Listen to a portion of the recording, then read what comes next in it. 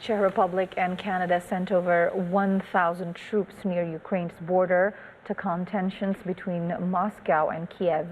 Czech Prime Minister Petr Fiala issued his country's support for Ukraine on Wednesday and called for tensions between Moscow and Kiev to be resolved by peaceful means as talks continue between both sides.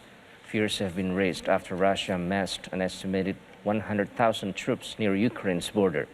The Kremlin has repeatedly denied it has plans to attack Ukraine, but the US and NATO are worried about Russia massing its troops near the border and conducting a series of sweeping military maneuvers. While Canada is extending its mission to train Ukrainian soldiers by 3 years and plans to enlarge the operation, according to Prime Minister Justin Trudeau on Wednesday.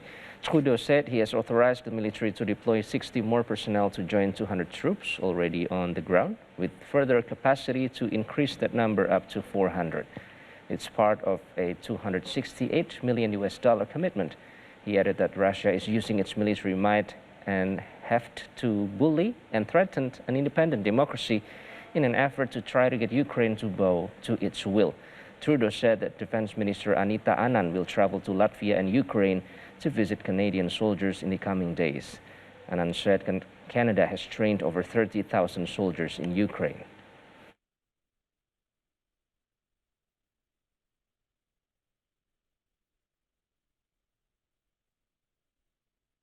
NATO Secretary-General Jens Stoltenberg stressed on Wednesday that a political solution is still possible as tensions continue to mount over Russia and Ukraine.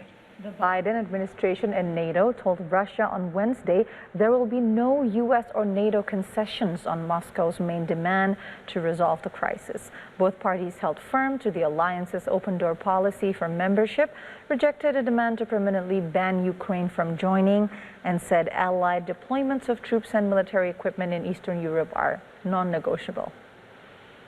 Political solution is still possible.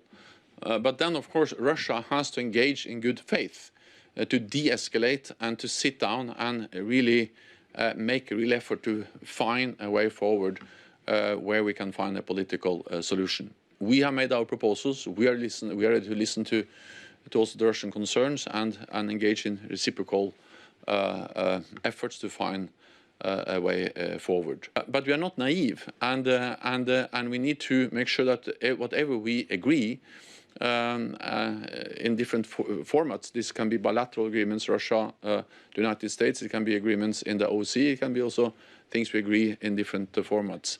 It has to be balanced. It has to be reciprocal, and it has to be, of course, verifiable. And therefore, at the same time as we are engaging in a serious effort to engage with Russia in a political effort, in a political dialogue, we are also stepping up when it comes to readiness of forces, sending a clear message to Russia that if they use force against Ukraine or another country once again, it will have serious consequences.